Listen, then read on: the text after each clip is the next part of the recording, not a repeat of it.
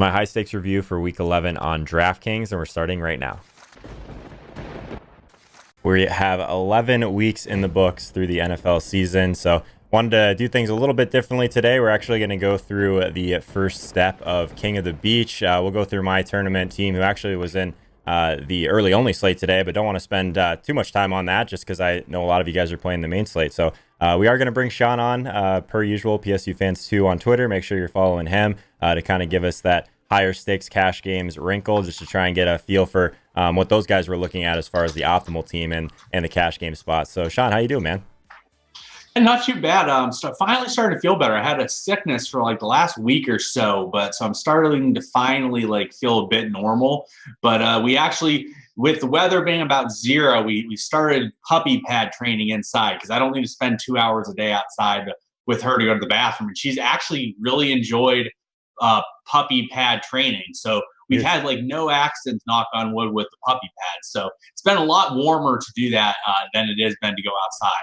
Yeah, Sean would probably never do this live, but he does apologize for the dog barking. Hey, this is a dog-friendly show, all right? If you guys have a problem with a few barks here and there, I think you can find another YouTube channel that's not as dog-friendly. So it's all good, man. I think that I'm sure she's in the kennel at this point. No, I mean, I think she barked. Who did she bark about last week? Do you remember? I'm trying to remember who it was. I don't know. Maybe I'll think about With it. what? No, I mean, I do apologize. I feel bad the dog's barking. I'm trying to get her as used to being in the crate as possible. For whatever reason, she doesn't like her downstairs crate or her upstairs crate during the day. She's good at night, so she sleeps for night. But she's upstairs right now with all the doors shut. So the 1 week we did that, she was still barking a little bit. It was a little bit audible, but not as much as it has been when she was downstairs. So luckily, we were able to have a little bit more time today, and I got her upstairs. But I do apologize for all that because I can imagine how annoying it is. So Oh, it's all good, hopefully man. she is I more was today. curious. I can't remember who it was we were talking about in terms of like our lineups. She probably just was making fun of my lineup more than anything last week, which made a lot more sense. Someone in the chat too, I don't know if you saw this, Sean. They're like, instead of donating their $10 to you in college football, they just gave it to a homeless guy instead this week. So probably a solid move by you, Gavin. How's college football been going, Sean? Before we jump into this.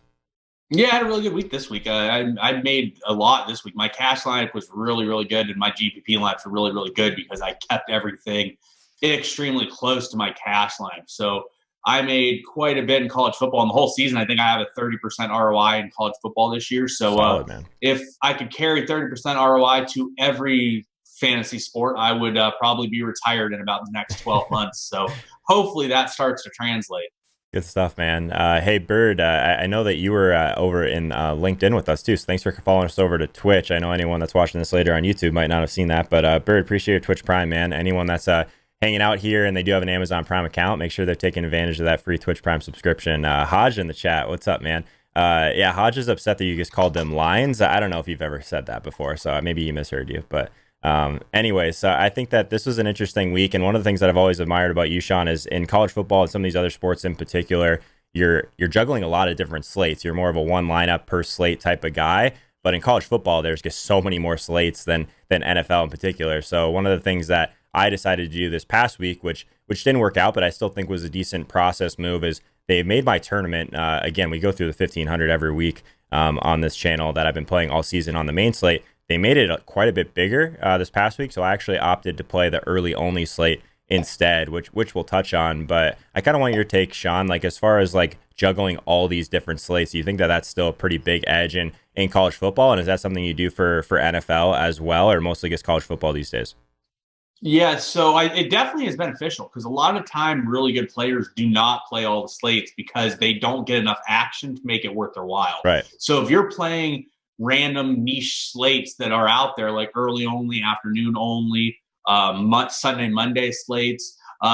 There's a lot of pros that are not playing all these slates, so it's really helpful. For college football, I would say I have 15 slates per week on each site, so about 30 slates that I have to know everything for. It becomes a lot, and college football is really exhausting. For NFL, I sort of take NFL a little bit lighter, and I play usually Thursday showdown. I play the main slate. I play early only, and I play the Thursday through Monday slates. I don't usually play the afternoon only. I don't play the Sunday showdown or Monday showdown unless I advance in the Survivor contest that they run, which I've actually had a really good record in so far. I think I've advanced to the finals like 5 or 6 times in 11 weeks, which has been pretty solid. So that's the only way I really play the Sunday or Monday showdowns. Otherwise, I try to take Sunday night and Monday a little bit lighter, because my Tuesday through Saturday for college football and what I do takes so much of my time that I'm drained by the time Saturday night hits. Yeah, and I think even when I say like, oh, Sean plays a lot of slates, like people are probably picturing like, oh, he plays like 7, 8 slates a week, maybe if he's playing all of them. Like college football is totally different. There's like you said, you're in like 20 some slates a week, which is, even if you're playing showdown in NFL, a little bit different. So Steve Boyton in the chat, what's up, man? Hashtag Steve in the chat. It's like our big joke, because Steve's always coming in here and he plays a decent amount of volume over on FanDuel, always throwing sharp takes. So someone said in the YouTube comments last week, they were like, Who's this Steve in the chat guy you're always talking to? So what's up, Steve?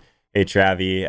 Yeah, thanks for everyone that's here on a Tuesday, or on a Monday. Jeez, it feels like a Tuesday already. But interesting spot this week. I think it was another week that was really tight on DraftKings in particular. So let's start with my team. Again, this is the early only slate. And what I decided to do this week was play the 1,500 per usual, but this one's a lot different. It's only 19 people in this thing. So 10K up top. I've mentioned before that I try and avoid these tournaments that aren't a 2x min cash. So one of the things that I wanted to accomplish in this, again, this is not a cash game build. For all of you people in the YouTube comments that want to act like this was my optimal team, this is not what I do. So basically what I thought was going to happen in this very small field was there's going to be at least 2 game stacks in the Carolina game, probably more. And that ended up being the case. As I was kind of flipping through here, I'll see if I can find some of them towards the bottom. So there's a Kyle Allen. There's one. And let's see if there's 2, 3. So there, I know I looked at this earlier. There's at least 3 full game stacks of that Carolina game. So it's not that I didn't like those plays. I did. Like I talked about them on a lot of the shows last week, and I just preferred at quarterback, like I mentioned this as well, going all the way down to Jeff Driscoll or playing Lamar Jackson. So in order to do something like that, how do I leverage this very, very small field size with a lot of heavy hitters, right? Empire Maker, TJ or TJ, 2 of your boys, Chipotle Addict, Papa Gates, McLovin, like all the guys are in here. Mr. Good Seats, Awesemo, they're all in here. So how do I leverage this field when there's going to be so much ownership in that one specific game?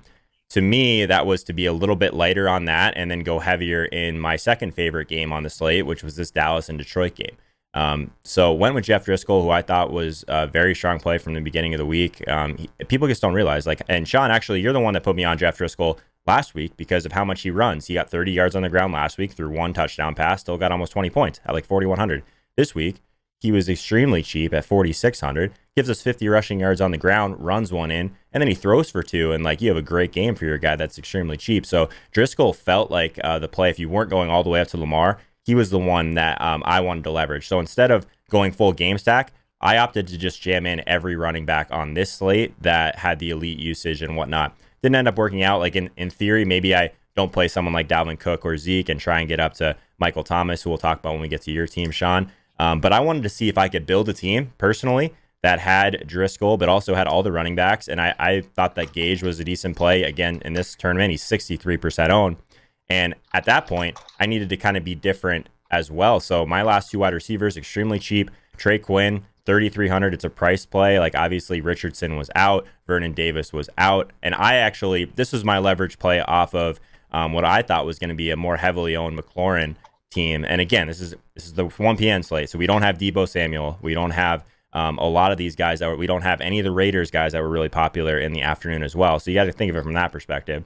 The other part of the Washington game that I thought was going to be extremely popular, which is another defense that Sean mentioned to me on Sunday morning, the Washington defense. So I was dead right on that. Washington defense ended up being 47% owned in this small field, and I want to talk a little bit about why I got on then in particular. So I'm going to move you guys over to the spreadsheet quickly and go to defenses. And this was my argument against Washington the entire morning. And I understand like targeting Sam Darnold, all of that. But if we're just looking for teams that pressure, Washington's pressure rate, 29.9% this season. The second lowest on the slate, only to Miami. I struggle with teams like that don't pressure. I get it. This is like straight green for Darnold. It takes a lot of sacks, throws a lot of picks. Like they were a home favorite. All of those things were great. I just wasn't really in on a team that was going to be 47% owned in this particular tournament for a defense that I didn't even really like. So to me, I didn't have Arizona on this slate. That was my preferred pay down defense. It ended up being extremely popular for a lot of guys as well. But I was kind of looking in this range between Baltimore. I liked them quite a bit for pressure against Deshaun Watson, a guy that we're targeting for sacks a bunch anyways. And again, if I wasn't playing Lamar, to me, it made sense to play that defense because of their pressure. So let's go back over to what I ended up doing. So I ended up getting the Ravens at 10.5%, which I really like. 7 sacks from this defense, 15. So if this 47% defense fails, they get 5. Like, I had a really big advantage from that spot. If I would have gotten, maybe I get this touchdown from Gage that doesn't get called back, or maybe I guess instead of Ted Ginn getting the touchdown, maybe it's Trey Quinn. Like, I'm in on this. It was extremely tight around the cash line, so 124 cashing it was basically like just over 140. So it ended up being really close. Maybe if I would have gotten a little bit more from Dalvin, could have got there. Obviously, Hawkinson was not my favorite play at tight end, but again, a bunch of these guys that we had in the afternoon at the cheap end weren't available on this 1 p.m. slate. So Hawkinson obviously gives me a little bit of correlation with Driscoll. I preferred going the Hawkinson route than Amendola, and then bringing it back with Zeke on the other side of it. So I guess, Sean, before I go any deeper into what I did specifically, what are your thoughts on some of these like higher stakes, like really small fields? So like, I know it's a smaller slate. Like, I was kind of hoping, I guess, that maybe some people don't take these smaller slates as seriously. Like, I put a lot of thought into where the ownership was going to be. What do you think about these type of tournaments with some heavy hitters? Yeah, I mean, they don't. Most pros do not take these slates as seriously as others. I mean, I'm in chats and I know that they don't take them as seriously as others because their volume, it might be 10% of what their main slate volume will be. So Sure. On a main slate, they're going to spend way more time on it than they'll get to early only. If it's a hard week where there's a lot more decisions to be made, they might spend even less time on early only.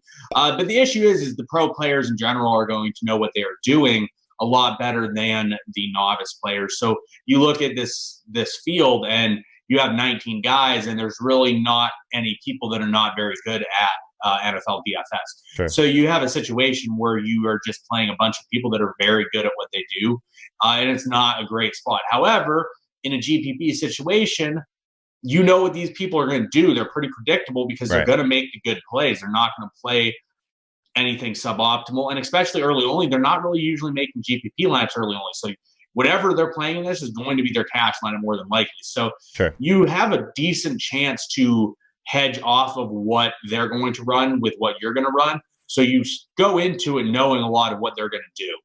Yeah, and the other thing that I really wanted to kind of leverage was I wasn't in love with the cheap running backs this week. I thought that they were necessary on the main slate to get to some of the best plays. But on this one in particular, it seemed like if it's on another slate, where obviously I didn't even have some of the mid-range guys available, like didn't have Jacobs available, didn't have Miles Sanders available. So it was basically just one guy that I'd be fading if I ended up going with kind of this mega stars and scrubs type approach, which I thought was okay on this slate in particular, where I assumed there was going to be a lot of game stacks just with the Carolina game. So that was my thought process there. I mentioned on stream that I was higher on Zeke than most people last week. One of the reasons for that is Dallas in particular, and and I mentioned this to Sean too on Sunday morning, that anytime that it's a lower volume game for Gallup, Amari, those type of guys, Zeke has had touch volume higher than basically any of the other games. So in these games where I think there's going to be less plays for the wide receivers overall, it could be a Zeke game, and it was a situation too where Detroit, kind of the way their defense shapes up is basically it's counterintuitive based on what Zeke and what they're trying to do in the run game. So obviously Tony Pollard comes in and I think he had 17 points in this game. So that's always kind of what happens, or at least the risk you take with playing a guy like Zeke, who hasn't really shown a lot from a ceiling perspective anyways. But I like the spot for Zeke in particular this week relative to others. So I liked that with the correlation, because if Jeff Driscoll was going to have decent game flow, it would have made sense that Dallas would have gotten ahead, and I was hoping that it would have been a decent amount of Zeke. I mean, the touchdown spots, Detroit has given up more touchdowns in the league. I think there's one other team that's given her more touchdowns on the ground than Detroit this year. So I just thought it was a decent spot for Zeke, maybe to get in the end zone once or twice, which he did. Just the yardage wasn't really there from that perspective. Dalvin Cook, I mean, anywhere you look had Dalvin Cook projected relatively well in this spot. It's just always a little bit scary for similar reasons. I like Dalvin more this week than I have recently, just because he's been so strong through the passing game with Thielen out. But basically, anytime Dalvin's not on the main slate, He's just been smashing, and anytime he's been on the main slate, I've pretty much played him and caught the floor from him. So what did you think about the running backs overall this week, Sean? Like, I know you ended up paying down on your team, which we'll get to shortly. But I don't know. Like, Michael Thomas didn't even end up being very owned in this specific tournament, which was surprising to me. But what did you think about, like, maybe take McCaffrey out of it, but like Dalvin and Zeke versus like paying up a little bit more for Michael Thomas? I like Dalvin quite a bit, but again, this is something that I think you and I have talked about.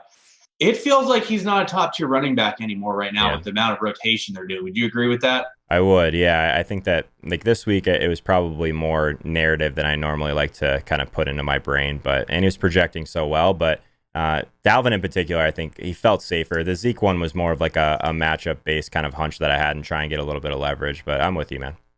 Yeah, it's weird. Zeke's still getting the volume, but I mean, he just doesn't look great. And I mean, I love Tony Pollard. I was a big fan of Pollard in Memphis. So I love the draft Jeff Driscoll play. I think the Hawkinson play is probably the best play you could make because the chalk was going to be Ebron and was going to be Greg Olsen. Yep. Yeah. Greg Olsen was 47% in this thing. Yeah. So I think Hawkinson's elite because you're going to get him at no ownership at the same price point. So it puts you on the same path. It just differentiates. Mm-hmm. The issue for me with the build is similar to what we've talked about before. You've given up all the receivers to play these big guys, and it just makes it very difficult to smash without them all getting 40 points, which is possible. Sure. For me, I watched the Saints game. Did Trey Quinn play much? His snap count. I don't think he did. I'm gonna have to look at that. That's one of the things that I meant to look at before we got on, but I haven't had a chance. But yeah, I mean, I thought that he was obviously thin. It was more of like if I'm not playing Michael Thomas, how do I leverage that? It's if Trey Quinn gets deep for one potentially. I actually didn't think Camaro would be anywhere near his own in this tournament as he was. He was 26%. So like you said, some sharp people in this tournament. So that was interesting to see. It's crazy that the Kalen Ballage team is the one that ends up winning this thing. Driscoll at quarterback. Obviously, the pool is much different in this, so I don't want to spend too much more time on it. So let's jump over to your team, Sean. So this is the cash game build you went with. This is in the $250 single entry double up. So some sharp ownership in here. Crazy to see Lamar Jackson at 55%, but I mean, I think a lot of people went there this week, even at his elevated price tag. What price would Lamar have to be for you not to strongly consider him in cash games? It would have to be. It honestly, it's a week dependent thing. So I was talking with someone yesterday about this. Lamar is a college quarterback in the NFL. The difference is there are no other college quarterbacks in the NFL.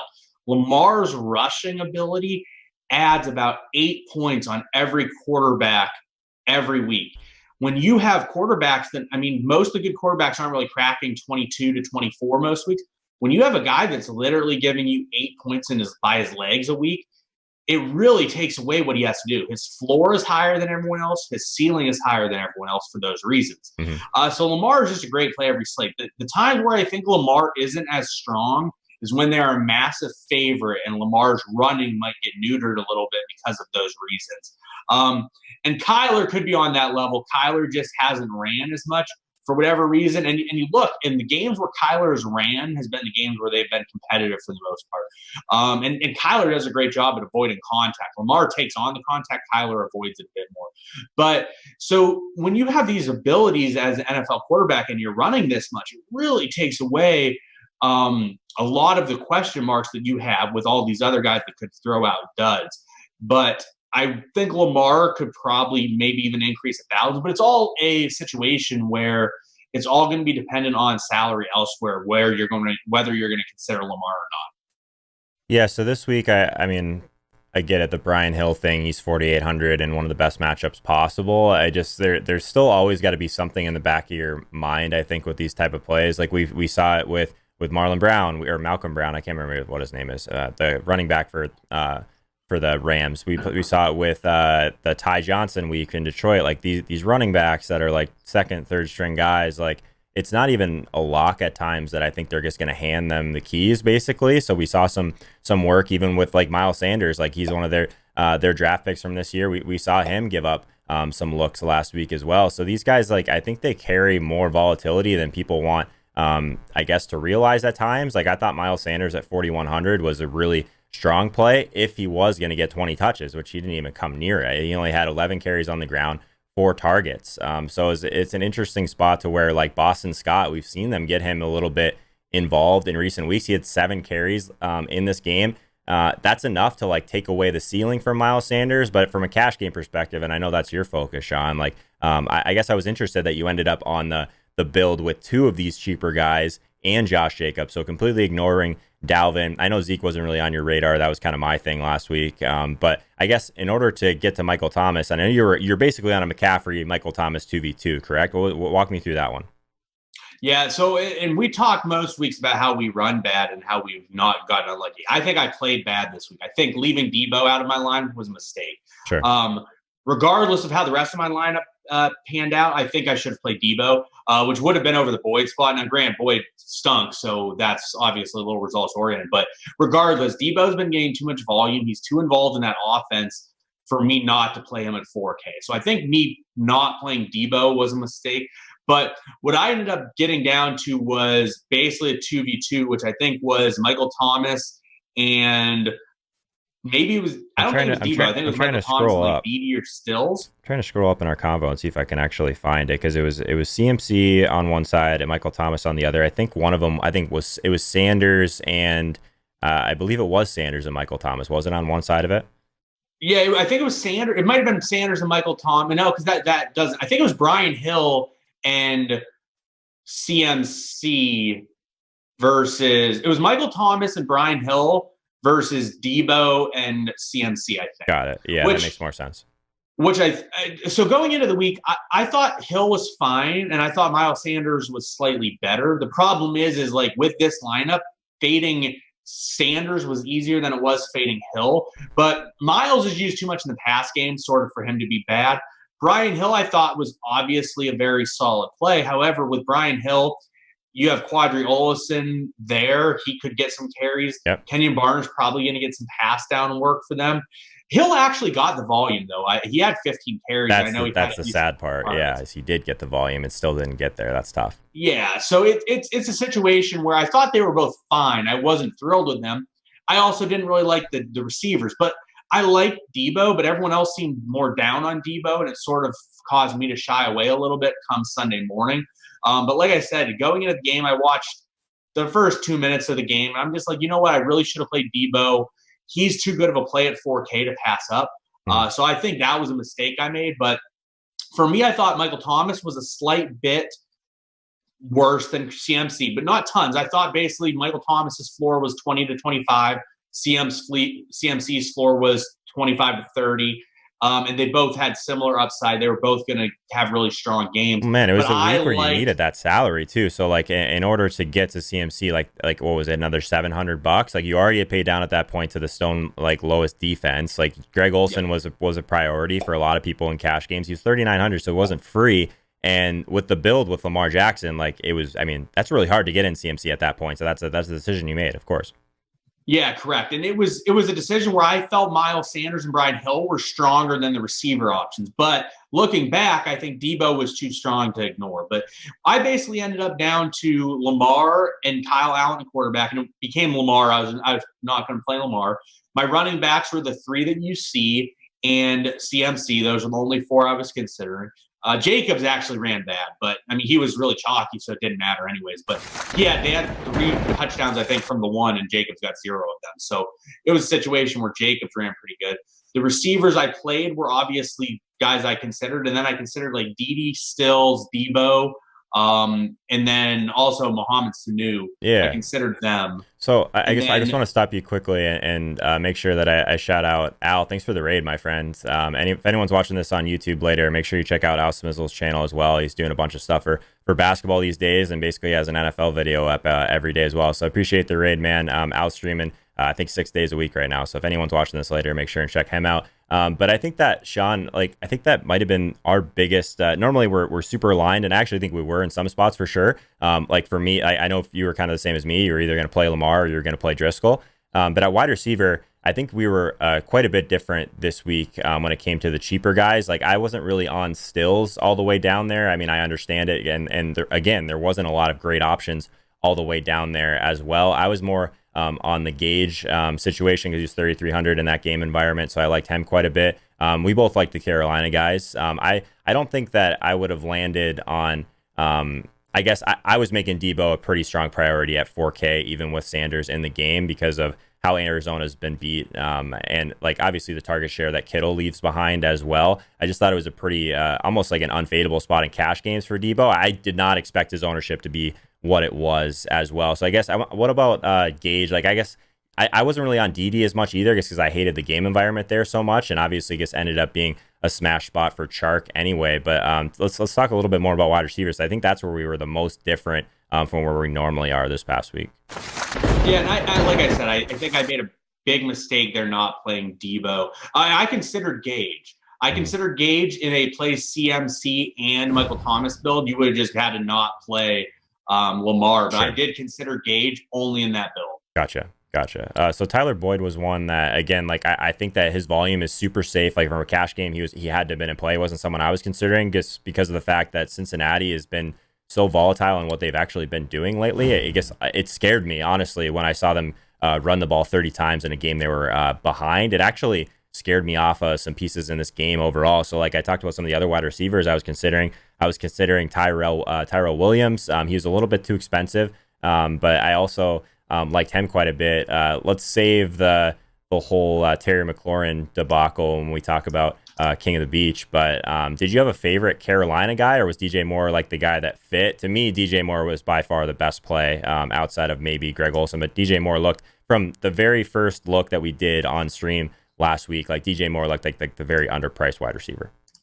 Yeah, I like DJ Moore. I thought all the Carolina guys were really strong. I thought Kyle Allen was really strong. I thought CMC was really strong. I thought that Olsen was really strong. And I thought that DJ Moore was really strong. So I thought all of the Carolina pieces were really, really strong. Yeah, fair enough. I think that it was an interesting week down there because at that point, that's to me why Kyle Allen was more in play, not because of like anything he really does, just the spot in general, because we love the weapon so much in that matchup. I think that some sharp people, so like when I mentioned that I played the Ravens on the early only, I was considering playing Atlanta because I was already not playing the main game stack that I thought a lot of people would have. And if I really wanted to, grab my nuts a little bit and play the other side of the narrative, is like maybe this Atlanta team, like they just shut down Drew Brees because they were pressuring a lot. By the way, I mentioned it on stream. Sports Info Solutions sends me a bunch of awesome pressure rate data each and every week. And one of the things that stood out to me last week was that Atlanta pressured more than almost any team in the entire league in week 10. And that's really what gave them a lot of success against Drew Brees. So why wouldn't they have run it back this week against Kyle Allen? And the problem with Kyle Allen for me, and I mentioned this Sunday morning as well, he's one of the worst players in the entire league under pressure. So if they were going to get to him, which they did, it's not really that surprising that Atlanta had a decent day and their price was really nice. So I wish I would have considered, the Ravens obviously ended up being, I think, the highest defense on the slate outside of Atlanta, the early only slate. So it still ended up being fine. But I wish I would have considered Atlanta a little bit more. And anytime like the entire field is just on one game stack, like I do like a stacks video every week on YouTube as well. And the entire comments, like, what's your favorite stack? It's all Carolina. Like anytime that happens, I think it makes some sense to go the other way a little bit at times. So do you think this is something that we'll see a little bit more of from Atlanta, or do you think they'll kind of regress to being back kind of that below average defense going forward? Because we have another matchup this week that we're going to have to talk about at some point too with Atlanta. It's something we need to figure out.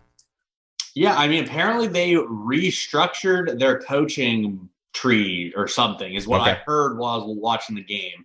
And it's been 2 weeks. They've pressured a decent amount. So it's definitely something to consider going in. I'm not sure whether they're going to revert back to the trash they were or if they're going to actually be a competent defense where they're actually sending pressure. So it's definitely a massive situation where if they're going to start sending pressure, it makes them not near what they used to be in terms of the defense. Yeah, and like this week we have Tampa Bay at Atlanta too, so I would imagine Jameis is going to be popular. But like mentioning guys that struggle under pressure, like Jameis Winston, another one of those guys that'll make mistakes when he's under siege. So it's something to think about. I think that's going to be a big kind of talking point this coming week. So let's talk about King of the Beach a little bit, Sean. So I know we talked about Nev's a decent amount. He's one of my coaching clients, doing some stuff behind the scenes with him as well. But he actually this is the first round. So the way King of the Beach works, you basically have to qualify to get to this round. And then it's essentially a double up. So 40% of the field moves on to the live final in Miami. That'll be in week 12. So this coming week. So Chris actually had 5 seats in this, was fortunate enough to move 4 of them forward. So he will have more seats than anyone in the actual live final in Miami. Ran pretty good in some scenarios, but before we dive into his teams, how would you have approached this, Sean? Because I know you've been in the live final streets for quite some time. Like, have you ever seen the situation like where you have all this equity, you have the ability to kind of spread shares a little bit as well? Like, one thing that I thought was interesting is I think it was either Chipotle Addict or Papa Gates. They just trained like 3 of their teams with what they thought was optimal. So how would you have approached something like this? That's essentially a double up. I don't think trains are that bad an idea. If you think you have an optimal lineup and you want to run it, go for it. You're going to get through more than likely if you're correct. I think you can also treat it as more of like not game stacks, but you can sort of hedge a bit. What I would do is I would split up the quarterbacks, which I know Chris did. And then I would try to keep things as close to optimal as possible, which I know Chris did not do. And I would not go all in on guys that are very high risk players in these situations. Like I know you'll talk about Terry McLaurin and what he did, but those are the type of guys you don't really want tons of exposure to. But having one is big because if he has a touchdown, one of the lineups I know he had Josh Allen stack. Like, look, John Brown had 37, and we talked about this a little bit yesterday.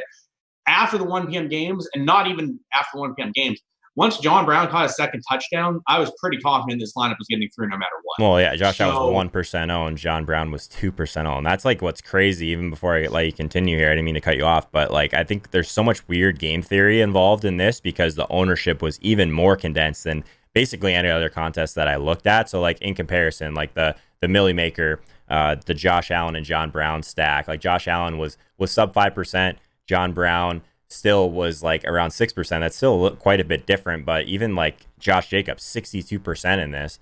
Josh Jacobs in the Millie Maker was only 40, so it's even more condensed at that point. So it's like it's interesting because I do think taking some shots is fine.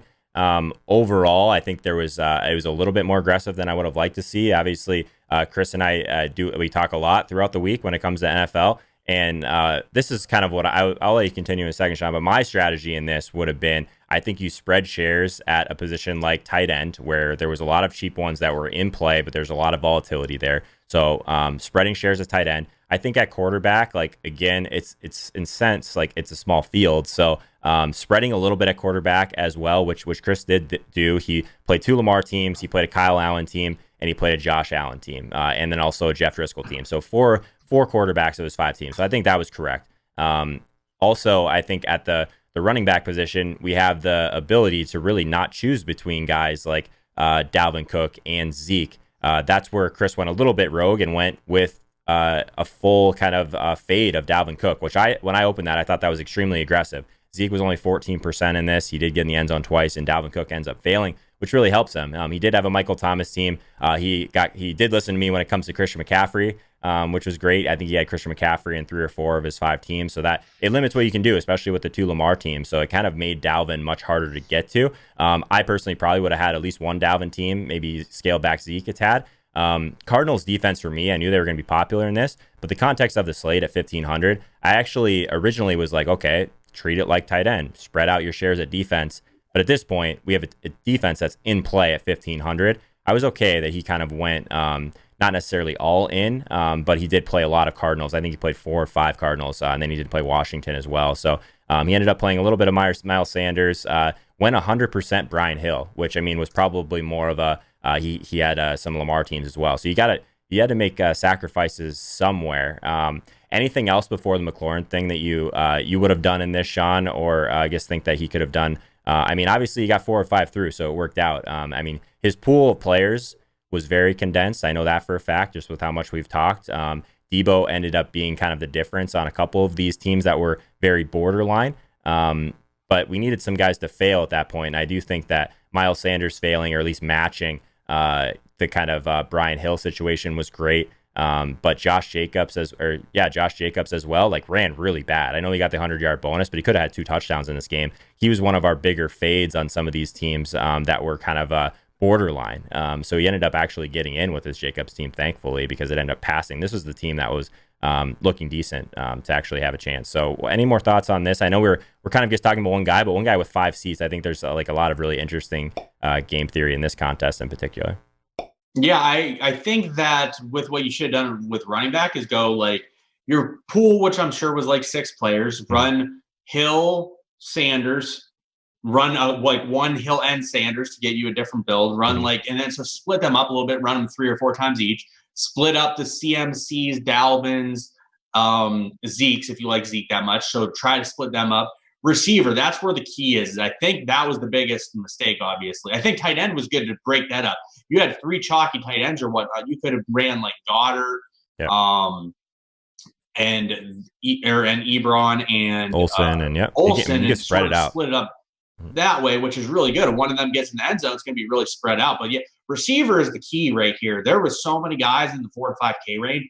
You should probably have them all like 1 or 2 max. Like McLaurin in 1 or 2 lineups max. Mahomes Sanu 1 or 2 lineups max. Debo probably 1 or 2 lineups max, even though he's really good. Maybe 3 for Debo. Yeah. But like you have guys like DJ Moore, probably run 1 or 2 lineups. You don't really want to go overboard on those guys. Yeah, I think so. That was the biggest thing was so in order to play Terry McLaurin at that price, I liked McLaurin quite a bit. I would not have had him. I think he had him in 4 or 5. So that felt a little bit aggressive to me. Obviously, results like he still caught that nice catch late in the game, which was very helpful because he had a 67-yard catch called back. We were talking about that on stream. I do these streams after kickoff as well to kind of sweat the morning games, and that was the one that was really, I thought that was going to cost us at least 1 seat in this thing.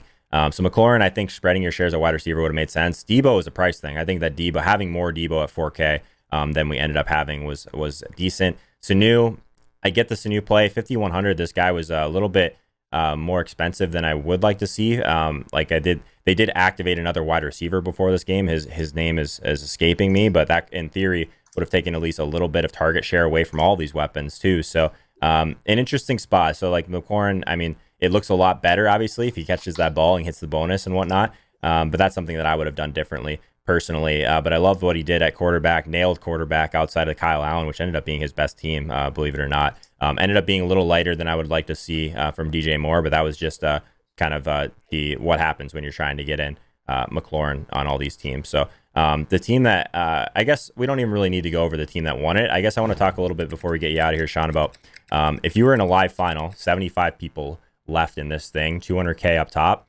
and you have more seats than everyone. You've got 4 seats of those 75. To me, and I know you've been through these live finals for quite some time as well, I think that you can still build game stacks in a 75 like you're trying to get to the top obviously in a live final, but I also think that you can try and not have as much overlap because you do have 4 teams, so you can not cover your bases. But I think if you don't have as much overlap and you have some teams that completely fail, that's fine, but you have the ability to kind of at least, you know what I'm attack some of the best stacks, but still not have as much overlap if you had like 2 teams or something like, or 1 team, you know what I mean? Yeah, I mean, realistically, you hope to come 75th, 74th, 73rd first. You do that, exactly. You had a great week. Exactly. So I think you do is you go game stacks, and then you try to stick optimal with the rest of your stuff. So if you have a lot of plays that you feel are very optimal in a lot of situations, you probably want to play those guys, and then you run a bunch of game stacks. Like you look at his lineup this week, that Josh Allen and John Brown team. That goes off in the live final. That's probably one of 5 teams that will be live to win a live final in that situation. Or this week, it would have been one of 1 team. Granted, it didn't come through because a lot of his other plays didn't come through on that lineup. But if you get 70 from John Brown and Josh Allen at 1% owned each, and you're the only person that played them, very likely chance that you're going to win that live final. You probably have 25, 30% equity on that line. Yeah, John Brown actually ended up with the 3rd most air yards on the entire slate. So 172 air yards was pretty crazy. 14 targets for John Brown in this one. DJ Chark, 15 targets, which was pretty crazy. I guess that kind of buried some people's DD teams. And you know I like DD, Sean. I guess it was that game just really scared me from that perspective. And then we see guys like Michael Gallup, DJ Moore. A lot of these guys were very much in play and did well. So I think that it was an interesting week to where I think some of the good plays did do well. I felt pretty good about kind of the lineups that I was building throughout the morning. Felt pretty good about my player pool overall.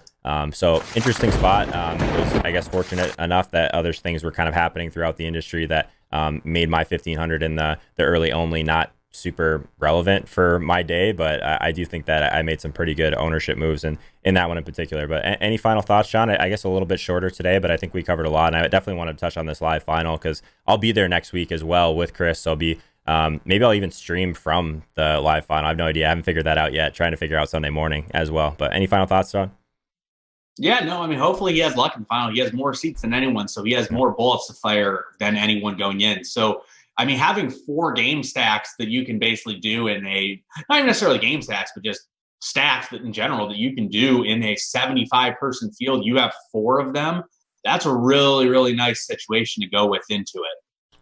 Definitely. So hopefully Chris can run good. Shout out Chris. But yeah, guys, I'll keep you guys, everyone that's kind of watching this now on YouTube, definitely check out the Discord. So anything that we went through as far as my data sheet that is available to all my Twitch subscribers. Like I said, if you have an Amazon Prime account, make sure you're just taking advantage of that. We are in partner review right now, so make sure you show up for the live shows. Really helps me out. Again, thanks again, Al, for the raid. Really helps out a lot while we're in partner review. So hopefully we hit that. It's going to be an interesting week 12. I'll be on the road a little bit as well, so trying to figure out how streams are going to work, but we'll figure something out for Sunday morning. Don't want to leave you guys out to dry. So good talk, guys. We'll see you tomorrow for the first look. We'll do that at 3 p.m. Eastern time per usual. Walk through our kind of initial thoughts, walk through the data sheet in week 12. If you want to learn more about how to be a profitable DFS player and get better at betting, start now by hitting the subscribe icon in the bottom right-hand corner. We'll have a ton of videos throughout the week when it comes to week 12 as well. Come check out the stream tomorrow, twitch.tv/Joe Holka, 3 p.m. Eastern time. See you then.